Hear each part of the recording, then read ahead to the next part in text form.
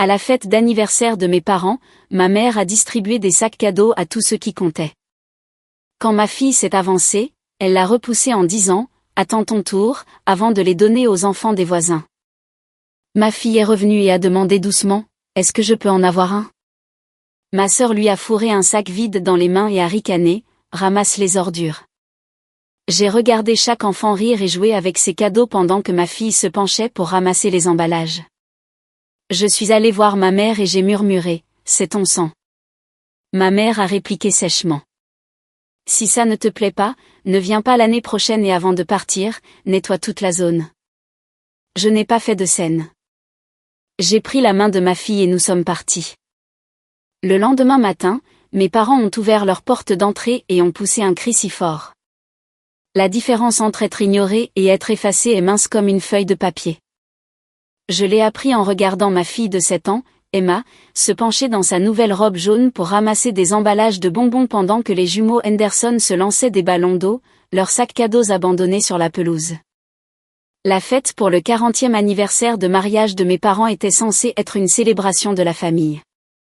Le jardin avait été transformé avec des guirlandes lumineuses blanches, des tables de location avec des nappes en lin crème, et un gâteau à 3 étages de la pâtisserie du centre-ville qui pratiquait des prix exorbitants. Maman avait planifié chaque détail pendant des mois, m'appelant chaque semaine pour discuter des arrangements floraux et des menus du traiteur. Elle avait invité plus d'une centaine de personnes, des parents, des voisins, des collègues du cabinet comptable de papa, des amis de leur country club. Emma était excitée depuis des semaines. Elle avait économisé son argent de poche pour leur acheter un cadre photo en cristal, l'emballant soigneusement elle-même avec du papier argenté et un ruban rose. Elle s'était entraînée à écrire pour que la carte soit parfaite. Pour mamie et papy, joyeux anniversaire. Gros bisous, Emma, avec ses lettres nettes et soignées. La fête a commencé à 14h un samedi. Nous sommes arrivés en avance car maman m'avait demandé de l'aider à arranger la table des desserts. Emma portait la robe jaune que je lui avais achetée spécialement pour cette occasion, ses cheveux sombres attachés en arrière avec des rubans assortis. Elle était magnifique. Elle serrait la boîte cadeau et a souri lorsque nous avons franchi le portail. Ma sœur Vanessa était déjà là, dirigeant le personnel du traiteur avec des gestes secs de la main. Elle était venue de Boston avec son mari Craig et leur fils Tyler, qui avait 10 ans et était assis sur les marches du Porsche, jouant sur un iPad. Vanessa avait toujours été la préférée de maman, celle qui avait réussi, celle qui avait épousé un chirurgien, celle qui vivait dans le bon quartier et envoyait son fils dans une école privée. J'étais la fille qui avait divorcé à 29 ans, qui travaillait comme assistante juridique au lieu d'avocate, qui élevait son enfant seule dans un modeste appartement de l'autre côté de la ville. Les invités arrivaient par vagues. Les Mitchell d'à côté, les Henderson du bout de la rue, les copains de golf de papa, les dames du club de lecture de maman. Les enfants se sont immédiatement mis à courir dans le jardin, transformant l'installation soignée en un chaos joyeux. Emma les a rejoints timidement, tenant toujours le cadeau emballé. Elle avait toujours été plus calme que les autres enfants, plus observatrice. Vers 16h, après le repas, les discours et la découpe du gâteau, maman est apparue avec une énorme pile de sacs cadeaux. C'étaient des sacs blancs brillants et élaborés, avec du papier de soie et des rubans, clairement remplis de friandises. Elle m'en avait parlé lors d'un de nos appels de préparation, disant qu'elle voulait offrir quelque chose de spécial à tous les enfants qui viendraient. Les enfants l'ont immédiatement assaillie. Maman a ri, visiblement ravie de l'attention. Elle a commencé à les distribuer, appelant les enfants par leur nom. Madison, tiens, ma chérie. Brandon, celui-ci est pour toi. Ashley, n'oublie pas le tien. Emma s'est avancée avec la foule, la main tendue. La main de maman a jailli et lui a repoussé l'épaule. Attends ton tour. Emma a légèrement trébuché, son sourire s'effaçant. Elle a reculé docilement et a regardé maman continuer à distribuer les sacs. Les jumeaux Henderson ont eu les leurs. La fille des Morrison, les enfants Patel, même Tyler, qui a à peine levé les yeux de son iPad pendant que Vanessa lui tendait son sac. Emma attendait. La foule d'enfants s'est dispersée dans le jardin, déballant leurs cadeaux. De là où je me tenais, je pouvais voir ce qu'il y avait à l'intérieur. Des petits jouets, des bonbons, des bulles, des livres d'autocollants. Les enfants poussaient des cris de joie. Emma s'est approchée de nouveau, plus lentement cette fois. Mamie, est-ce que je peux en avoir un?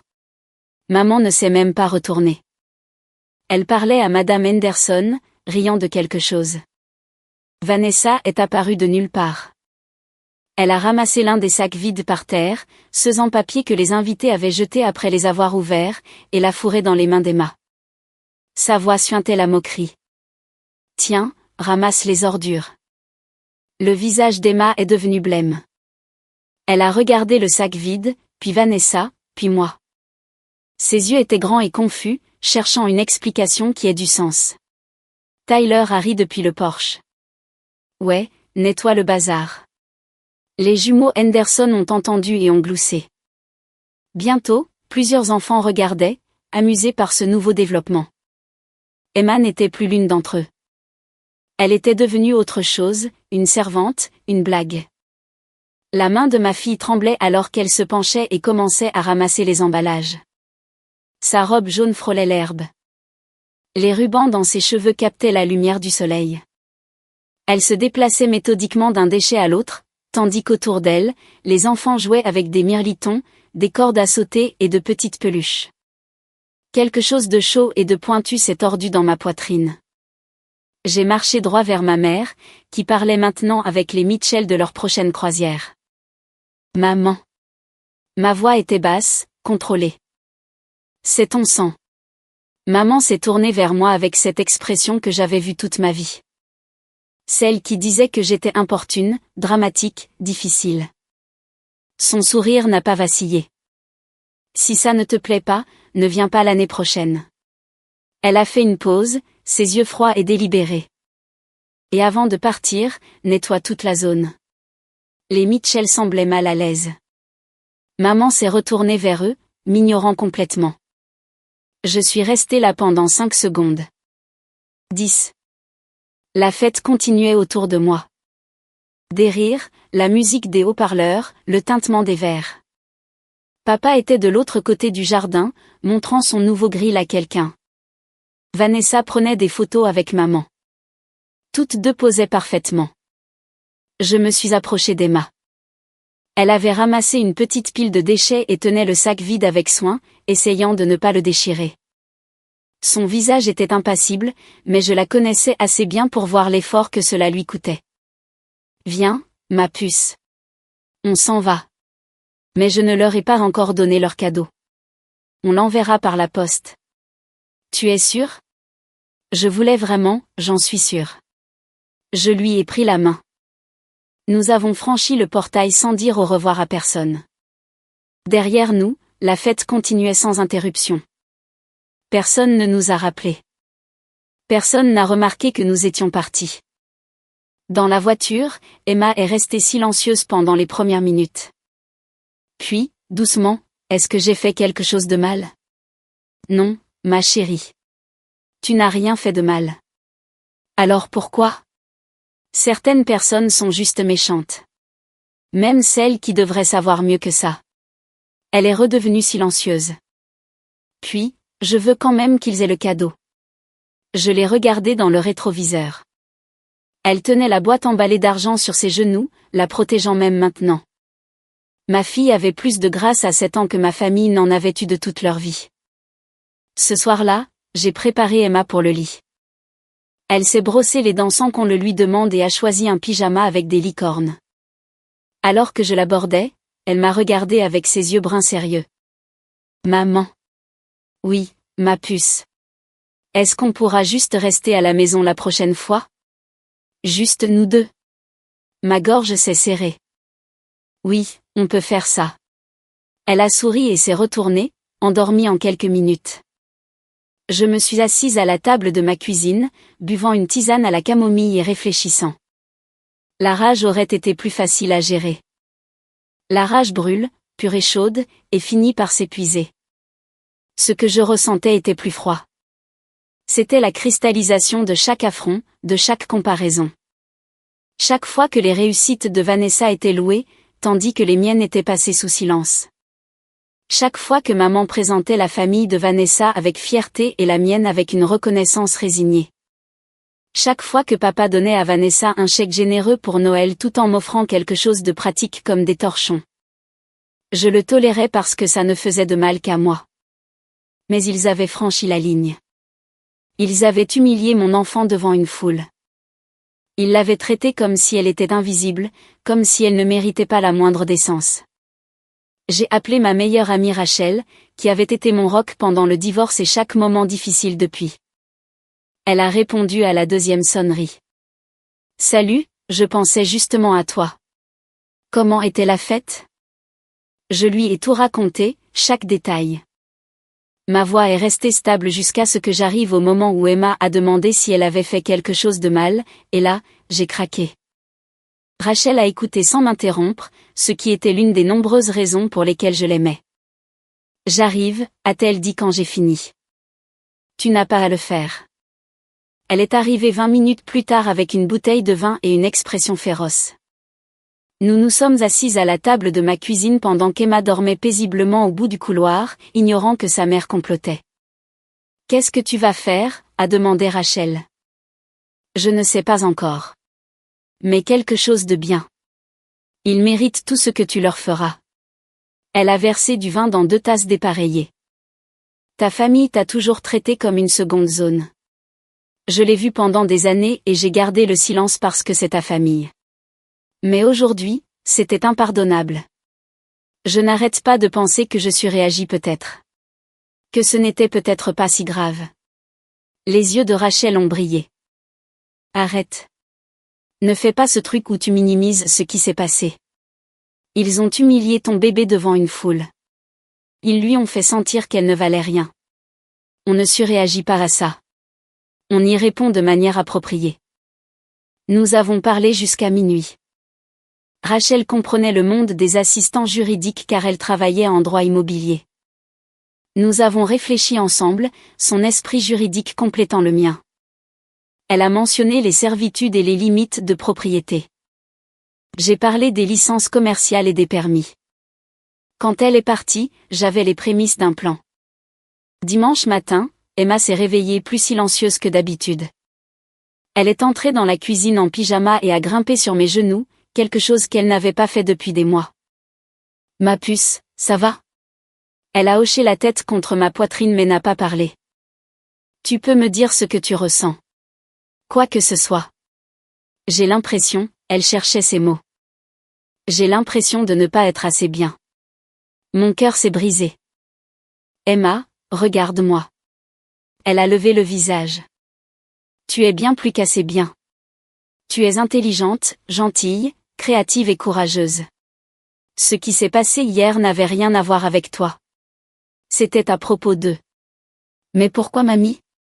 Parfois, les gens sont méchants. Parfois, les gens qui devraient nous aimer le plus sont ceux qui nous blessent le plus. Ça ne veut pas dire que nous avons fait quelque chose de mal. Ça veut dire qu'ils ont oublié comment être de bonnes personnes. Elle a réfléchi à cela. Est-ce qu'on va les revoir? Pas avant un moment. Peut-être même jamais. Ça te va? Elle a hoché lentement la tête. On peut avoir des pancakes? Et comme ça, elle était prête à avancer. Les enfants sont résilients d'une manière qui vous brise le cœur. Nous sommes allés chez Yop et elle a commandé des pancakes aux pépites de chocolat, a eu de la crème fouettée sur le nez et a ri. J'ai pris une photo d'elle. Elle avait l'air heureuse, collante et âgée de 7 ans. On n'aurait jamais deviné que 24 heures plus tôt, elle était à 4 pattes en train de ramasser des déchets. Cet après-midi-là, pendant qu'Emma regardait des dessins animés, j'ai ouvert mon ordinateur portable et j'ai commencé à travailler sérieusement. Ma formation d'assistante juridique m'avait appris comment les systèmes fonctionnent. On apprend à connaître les registres de propriété, les licences commerciales, l'application des règlements, les demandes de permis. On apprend qui appeler et comment poser les bonnes questions. On apprend que l'information est le pouvoir, et que le pouvoir n'exige pas toujours de l'argent. Parfois, il suffit de persévérance et de savoir où chercher. Mes parents vivaient dans un beau quartier. Le genre avec une association de propriétaires, ASP, active et des règlements stricts. Le genre où il faut des permis pour tout, où les limites de propriété comptent, où les infractions au code sont prises au sérieux. J'ai commencé par les bases. Les archives publiques montraient que papa n'avait jamais obtenu de permis pour l'abri de jardin qu'il avait construit il y a 3 ans. La structure dépassait la limite de taille pour les bâtiments non soumis à permis, selon les règlements du comté. J'ai déposé une plainte auprès du service de l'urbanisme, fournissant des photos que j'avais prises lors de diverses réunions de famille au fil des ans. La clôture qu'ils avaient prolongée l'année dernière pour bloquer la vue sur le jardin des Johnson. Elle dépassait la limite de hauteur pour les clôtures résidentielles de 20 cm et violait l'accord de servitude. Une autre plainte déposée, avec mesures et documentation. L'entreprise à domicile que maman gérait, créant des invitations personnalisées et planifiant des événements. Aucune licence commerciale enregistrée. Exploiter une entreprise depuis une propriété résidentielle sans la licence appropriée et percevoir des revenus sans les déclarer. J'ai envoyé des tuyaux anonymes à la fois au bureau des licences commerciales de la ville et un lien vers sa boutique Etsy florissante au portail du site web de l'IRS pour les revenus non déclarés. L'allée qu'ils avaient élargie sur ce qui était techniquement une emprise municipale. C'était un empiètement qui nécessitait un retrait ou un accord de servitude formel, qu'ils n'avaient jamais obtenu. J'ai contacté le service d'urbanisme de la ville. J'ai passé des heures à tout documenter avec des photographies que j'avais prises au fil des ans lors des réunions de famille. Des photos de Noël montrant clairement l'abri de jardin surdimensionné en arrière-plan. Des photos de Pâques avec la clôture trop haute dominant le cadre. Des photos de barbecue d'été où l'on pouvait voir l'allée élargie. Je ne les avais jamais prises comme preuve, mais elles fonctionnaient parfaitement à cette fin. Le site web du comté rendait le dépôt de plainte étonnamment simple. Des rapports anonymes pouvaient être soumis en ligne avec des pièces justificatives. J'ai créé une nouvelle adresse email, voisin.inquiet.847@gmail.com, et j'ai commencé à tout soumettre méthodiquement.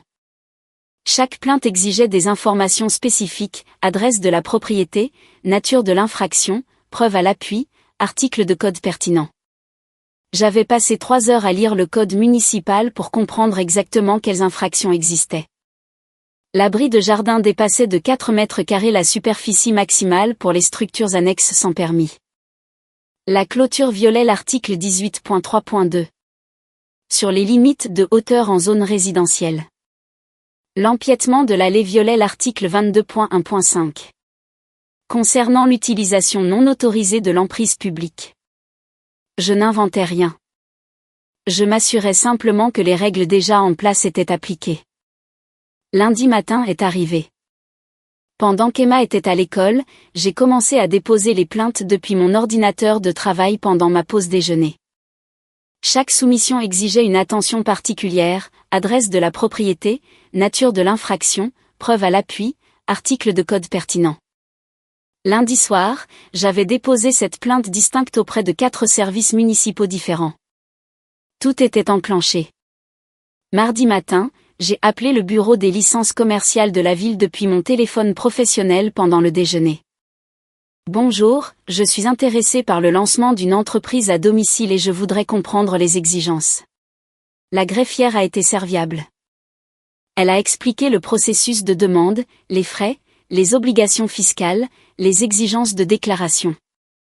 J'ai posé des questions spécifiques sur les entreprises de planification d'événements et d'invitations personnalisées.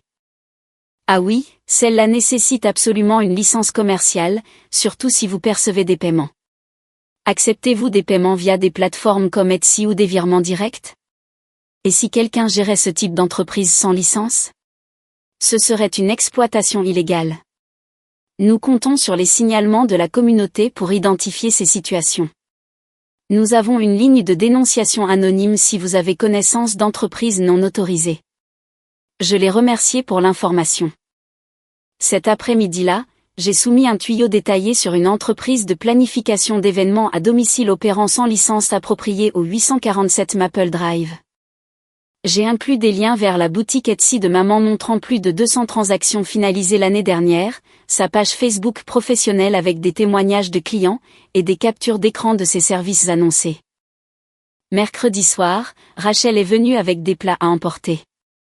Emma était chez son amie Sophia, ce qui nous laissait le temps de parler librement. Comment va l'opération Karma? A demandé Rachel en déballant des boîtes de nourriture thaïlandaise.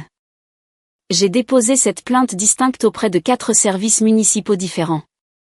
Mon Dieu, tu es minutieuse. J'ai appris des meilleurs avocats du cabinet. J'ai ouvert une boîte de pad thaï. Chaque plainte est légitime. Chaque infraction est réelle. Je ne fabrique rien.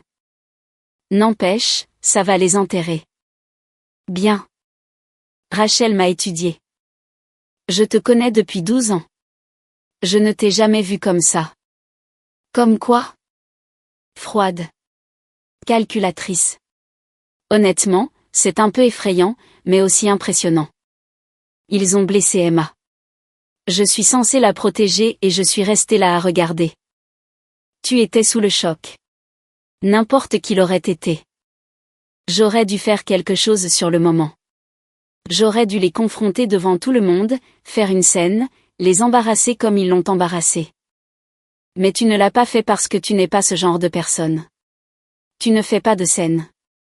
Tu ne te bats pas salement. Elle a mangé un rouleau de printemps. Jusqu'à maintenant. Est-ce que c'est se battre salement? Faire le suivi de violations réelles? Peut-être pas salement, mais certainement sans pitié. J'ai senti une lueur de doute. Ai-je tort? Est-ce que c'est trop? Rachel a posé ses baguettes. Émilie, écoute-moi. Ta mère a repoussé une enfant de 7 ans comme si elle n'était rien. Ta sœur a délibérément humilié cette même enfant. Ton père est resté là à regarder. Puis ta mère t'a dit de nettoyer si ça ne te plaisait pas. Ils ont traité Emma, leur propre petite fille, comme une ordure. L'ont littéralement fait ramasser les ordures pendant que les autres enfants jouaient. Elle s'est penchée en avant. Tu pourrais brûler leur maison que je t'aiderai à cacher les preuves. Quelques amendes et des violations de code, c'est de la pitié.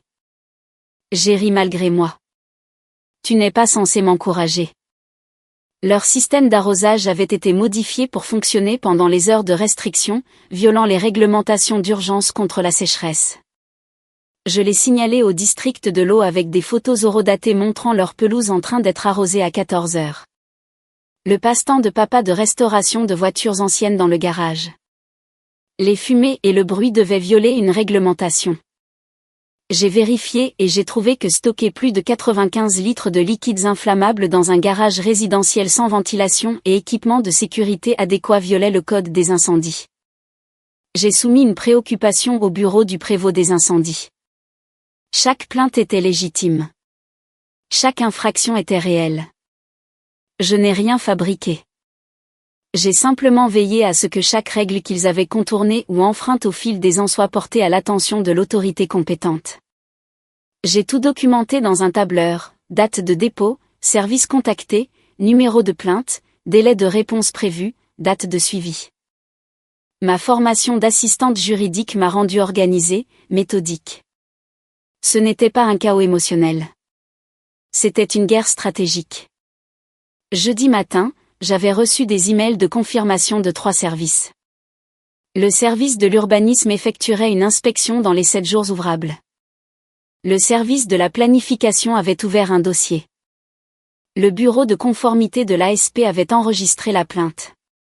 L'enseignante d'Emma m'a appelé ce jeudi après-midi. Mon estomac s'est noué quand j'ai vu le numéro de l'école sur mon téléphone. Madame Patterson, c'est Madame Kowalski. Je voulais prendre des nouvelles d'Emma. Elle a été plus silencieuse que d'habitude cette semaine. Et aujourd'hui, pendant la récréation, elle s'est assise seule au lieu de jouer avec les autres enfants. Est-ce qu'il s'est passé quelque chose? Pas que je sache. Mais vous savez, Emma, elle est généralement très sociable. Je voulais juste m'assurer que tout va bien à la maison. J'ai expliqué ce qui s'était passé à la fête, en restant brève.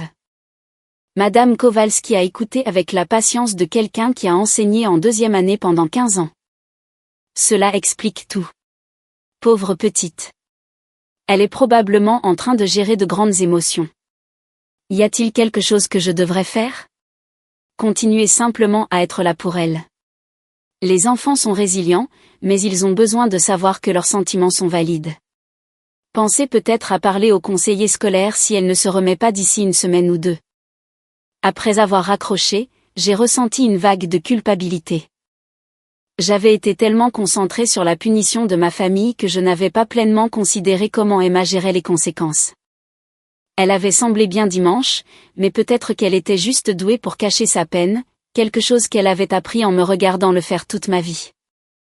Ce soir-là, au lieu de travailler sur mes plans de vengeance, je me suis assise avec Emma et nous avons fait des biscuits ensemble. Nous avons utilisé beaucoup trop de farine et mis des pépites de chocolat partout, et elle a ri quand j'ai accidentellement cassé un œuf directement sur le comptoir au lieu de dans le bol. Maman, tu es censée viser le bol. Je pensais que le comptoir avait besoin d'un peu d'œuf. Il a l'air triste. Elle a gloussé. Les comptoirs ne peuvent pas être tristes. Comment tu le sais? Peut-être qu'il est resté là toute la journée sans rien dessus, se sentant inutile. C'est idiot. Tu es idiote. Elle m'a jeté une pincée de farine. J'ai halté de fausse indignation et je l'ai poursuivie autour de l'îlot de cuisine pendant qu'elle poussait des cris de rire. C'est ça qui comptait. Pas l'approbation de mes parents, pas les obligations familiales, pas le maintien de relations qui m'obligeaient à me diminuer. Juste Emma, heureuse, en sécurité et sachant qu'elle était aimée. Les biscuits sont sortis légèrement brûlés en dessous, mais nous les avons mangés quand même, assis sur le canapé à regarder un documentaire sur les manchots. Emma s'est endormie contre mon épaule, avec encore du chocolat sur la joue. Je l'ai portée au lit et l'ai bordée, regardant son visage paisible dans la faible lumière du couloir.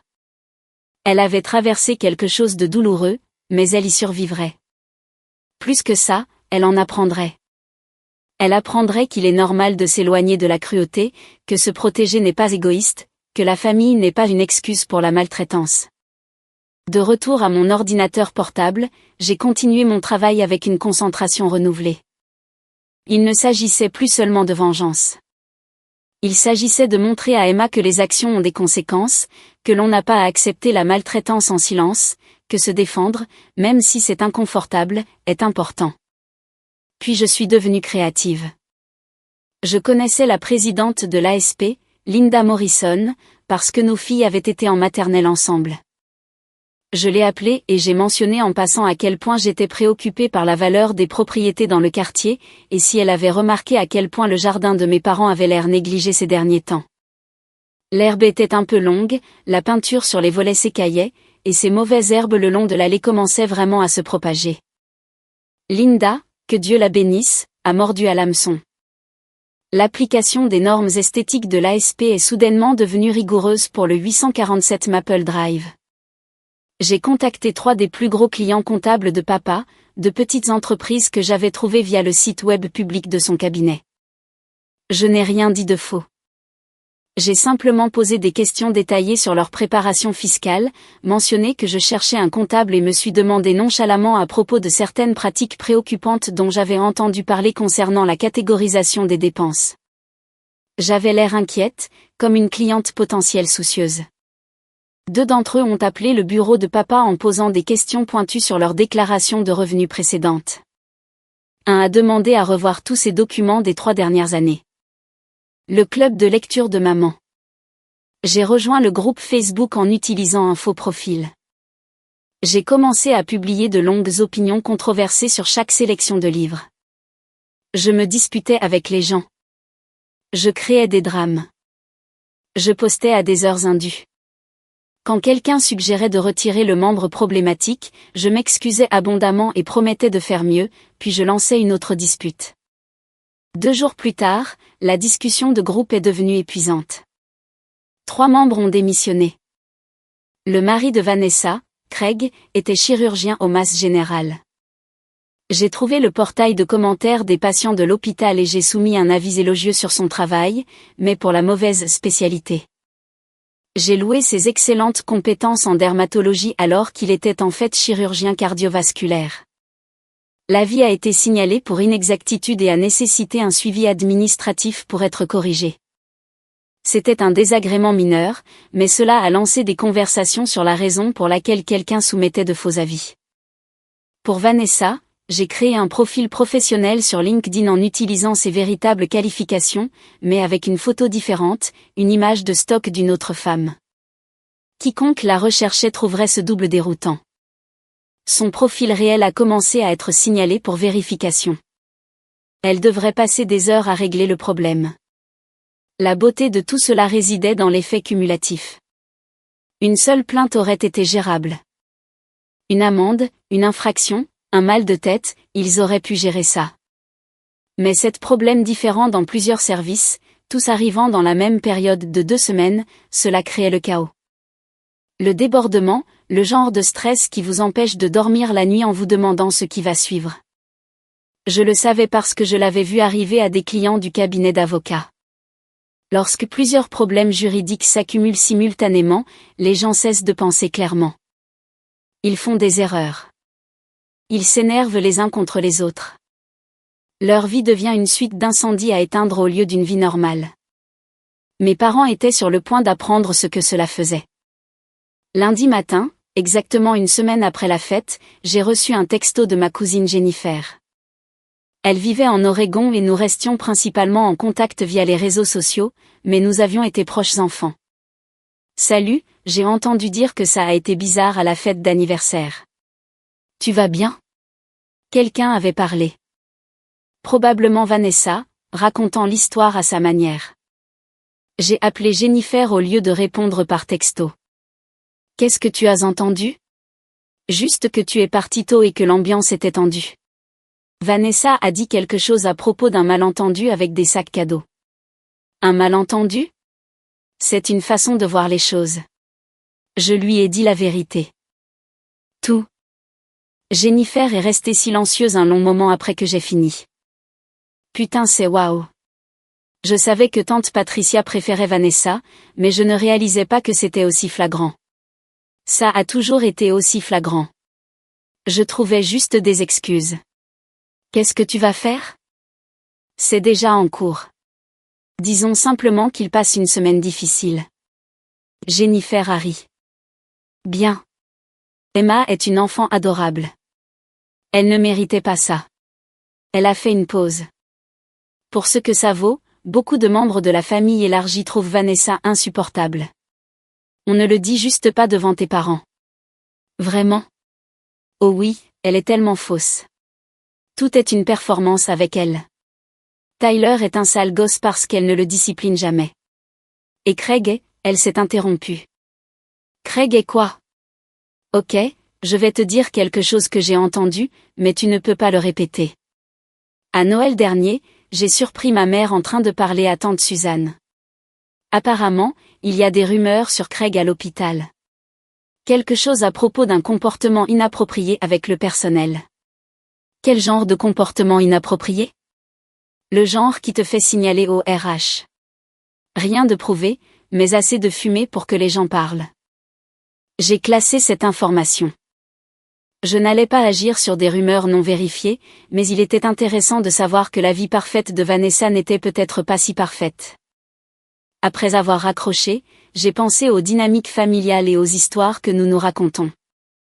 J'avais passé des décennies à croire que le problème venait de moi, que si seulement j'essayais plus fort, que je réussissais plus, que j'étais meilleure d'une manière ou d'une autre, mes parents m'apprécieraient comme ils appréciaient Vanessa.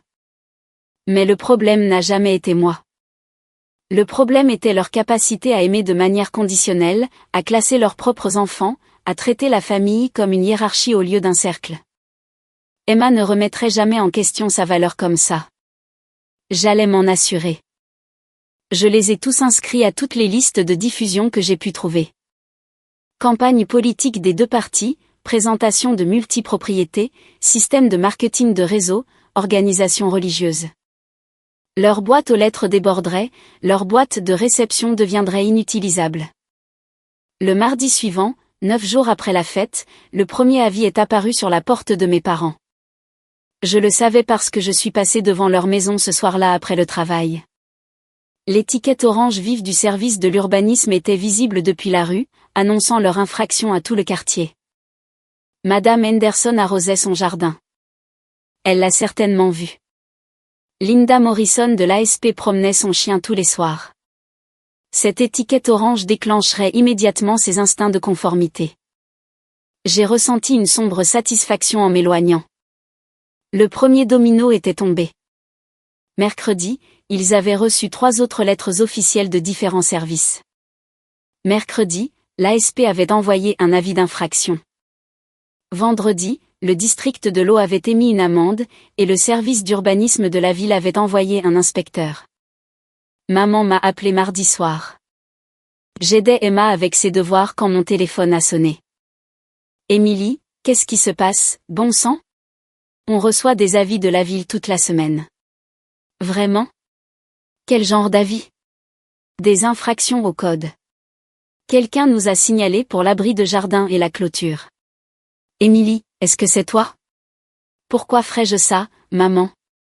Peut-être que vous n'avez juste pas de chance. Parfois, les voisins se plaignent. C'est ridicule.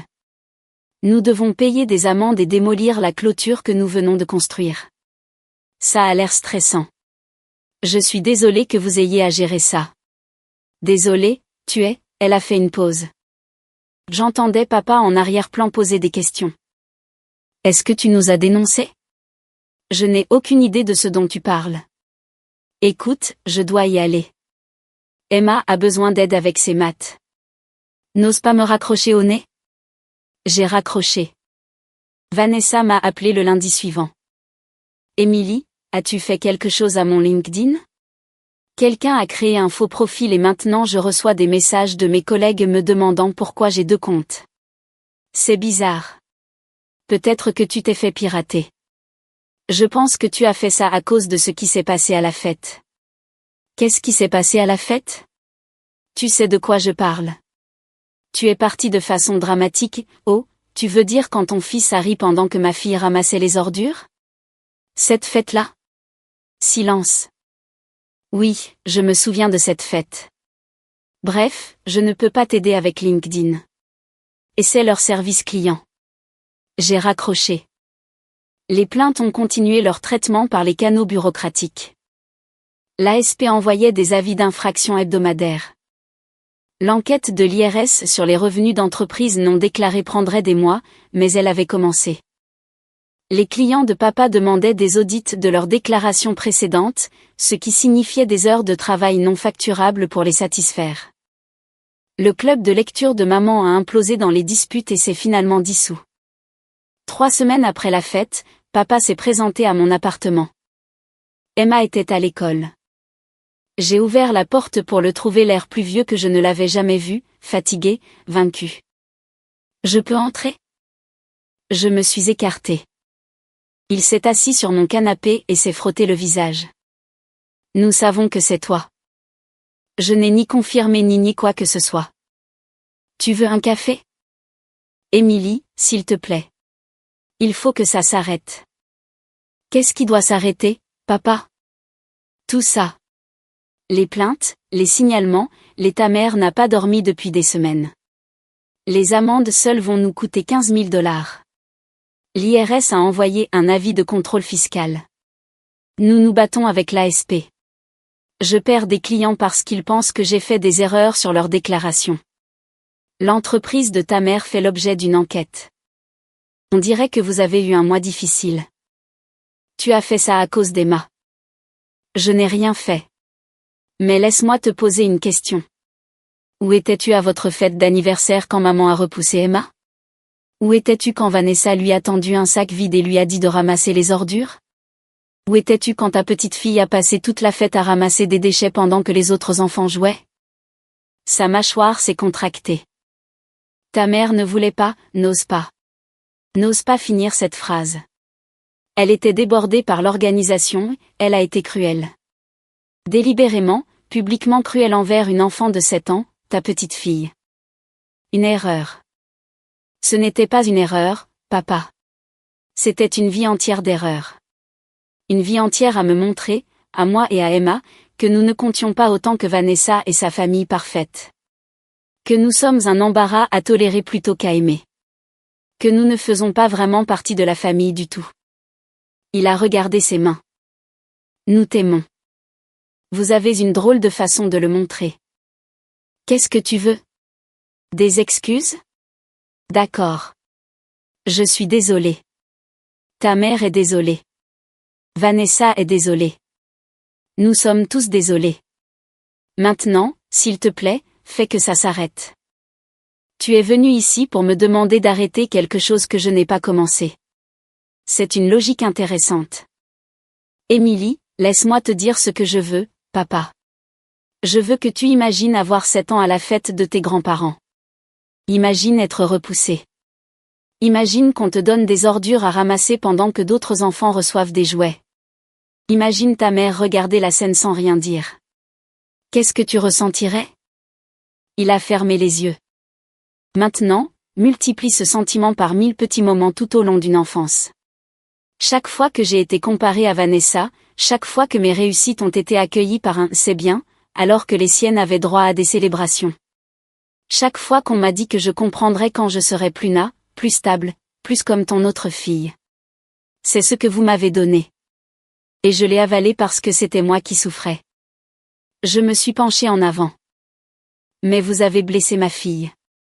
Vous l'avez laissée être humiliée devant une foule. Et ça, c'est franchir une ligne qu'on ne peut pas défranchir. Alors c'est de la vengeance. Ce sont les conséquences. Vous avez enfreint des règles et personne ne vous a tenu pour responsable parce que vous êtes des gens respectables dans un beau quartier. Eh bien, maintenant quelqu'un a remarqué. Ce n'est pas de la vengeance. C'est juste la réalité qui vous rattrape. Si nous nous excusons auprès d'Emma, Emma ne veut pas de vos excuses. Elle m'a demandé 2 fois si elle avait fait quelque chose de mal. Elle voulait toujours vous donner ce cadeau qu'elle avait emballé. Tu comprends? Après tout ça, elle vous aimait encore assez pour vouloir que vous ayez un cadeau qu'elle a acheté avec son propre argent de poche. Elle a plus de grâce que vous tous réunis. Papa s'est levé lentement. Je vais parler à ta mère. Fais ça. Il s'est dirigé vers la porte, puis s'est retourné. Tu es devenue vindicative, Émilie. Ce n'est pas qui tu es. Tu as raison. Ce n'est pas qui j'étais. Mais cette personne se laissait traiter comme si elle ne comptait pas. Cette personne a appris à sa fille que la famille est censée te faire du mal, et que tu es censé l'accepter avec un sourire. J'ai croisé son regard. Après son départ, j'ai passé un coup de fil. Les plaintes et les signalements continueraient à être traités par leur bureaucratie respective. Certains aboutiraient à des amendes, d'autres à des corrections obligatoires, d'autres simplement à des maux de tête administratifs. Tout était légitime. Tout était mérité. Mais j'ai annulé les petits harcèlements, les listes de diffusion, les faux profils, le drame du club de lecture. Ils avaient rempli leur fonction. Ils avaient créé le chaos et le stress qui faisaient que les plaintes officielles semblaient écrasantes plutôt que gérables. Mes parents survivraient.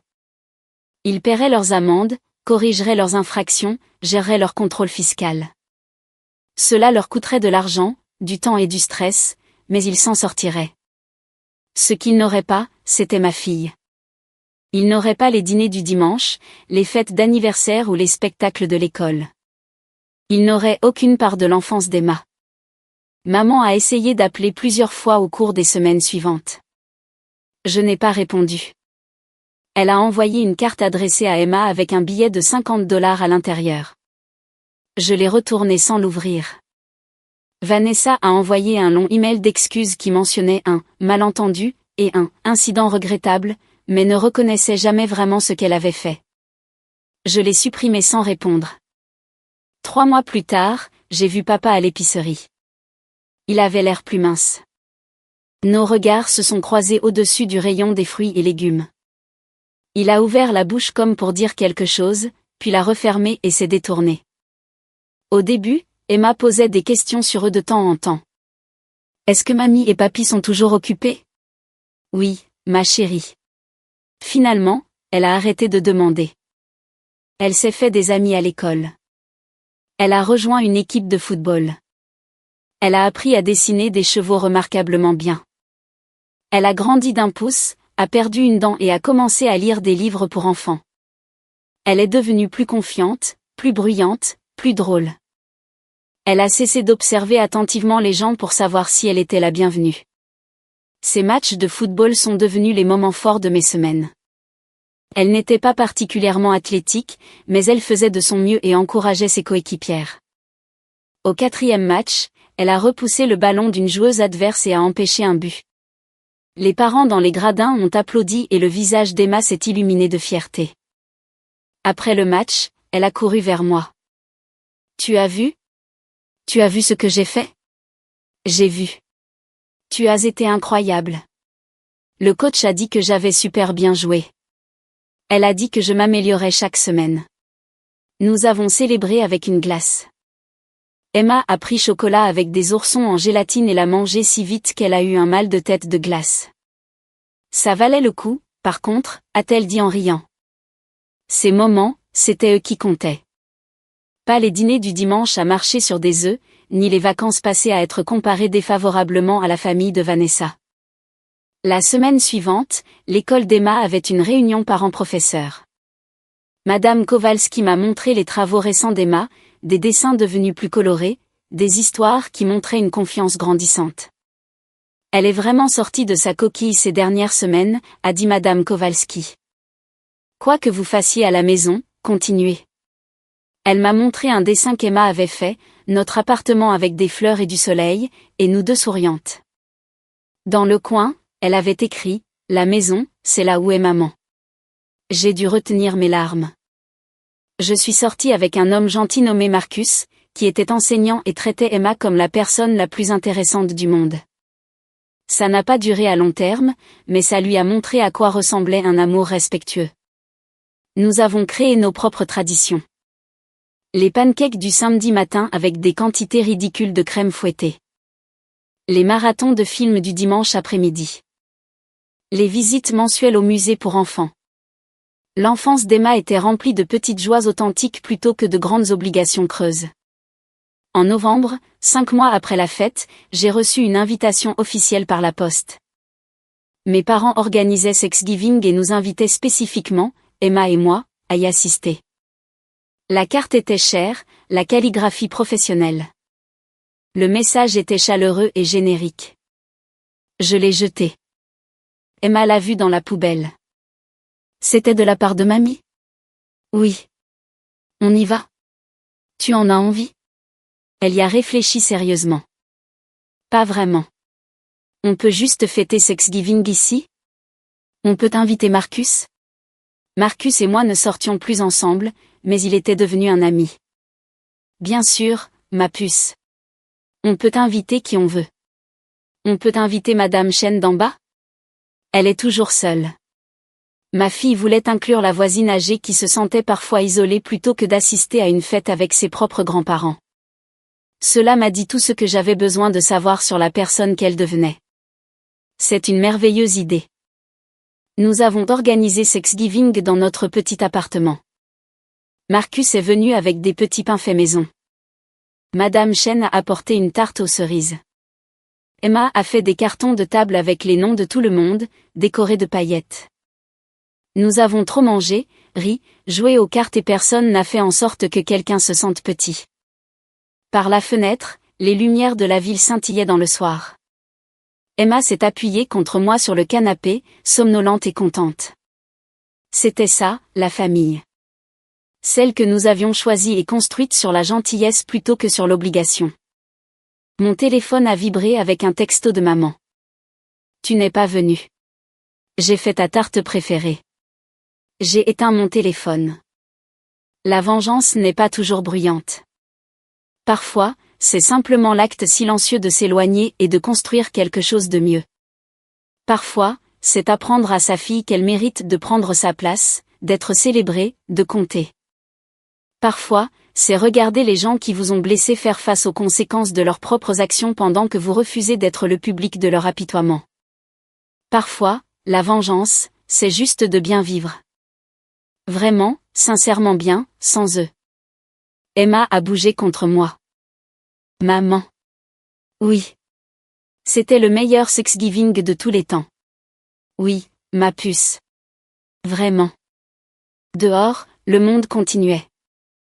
Quelque part, mes parents étaient probablement en train de nettoyer après leur propre dîner, se demandant pourquoi je n'étais pas venue, se sentant peut-être même blessée par mon absence.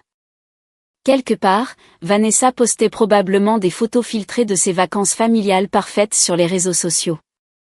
Et ici, dans notre petit appartement rempli de meubles dépareillés et de décorations faites à la main, ma fille s'endormait le ventre plein et le cœur léger, entourée de gens qui l'aimaient sincèrement. J'avais commencé tout ça en voulant les faire souffrir comme ils avaient fait souffrir Emma. Mais quelque part en chemin, j'avais réalisé quelque chose de plus important. La meilleure vengeance n'était pas de les faire souffrir. C'était de montrer à Emma qu'elle méritait mieux, et ensuite de le lui donner. Que mes parents gardent leur grande maison avec ses violations de code et leur statut social avec ses fissures. Que Vanessa garde sa vie soignée, son école privée et son mari chirurgien. J'avais quelque chose qu'il ne comprendrait jamais. Une fille qui savait, vraiment, qu'elle était désirée, aimée et suffisante, exactement telle qu'elle était. Il lui avait tendu un sac vide et lui avait dit de ramasser les ordures. Je lui ai offert une vie où elle n'aurait plus jamais à mendier le respect le plus élémentaire. Au final, c'était la seule vengeance qui comptait.